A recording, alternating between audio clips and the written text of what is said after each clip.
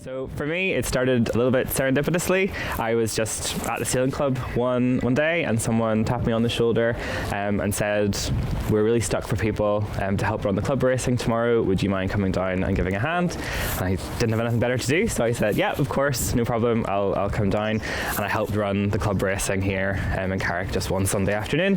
Discovered that actually I really liked being involved in that side of the sport, which was a side I'd never really experienced before, and got a little bit of a knack for it. Started doing events at other clubs around the loch, got a little bit more experience, went to an RYA course and learned how to do it properly. We really wanted to recognise Chris really and put him forward because he is somebody who's come from a pathway of a background coming from his club and then obviously moving through to the Olympics last year, and really he does a lot both for club and regionally and for the RYA itself in terms of helping deliver and educate other umpires and race officials also. So we thought he was a really worthy individual to put forward for the award. So the job of umpires in sailing is really to make sure the racing is fair and that all the boats are complying with the rules, essentially. So what we do is follow the sailing boats in a powerboat generally behind them, and we're watching the action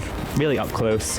If one of the sailors thinks that another boat has broken a rule, they can ask us for a decision. So it's a little bit like cricket in that respect. They ask us for decisions, and we can either say no rule was broken and it's fine, or give a penalty to one of the boats, which would be 2 turns they have to do then generally. So I only got appointed as an international umpire in 2018, so I really did not think at all that I'd be appointed to the Olympics anytime soon. So I was still very, very junior into the world of international umpires.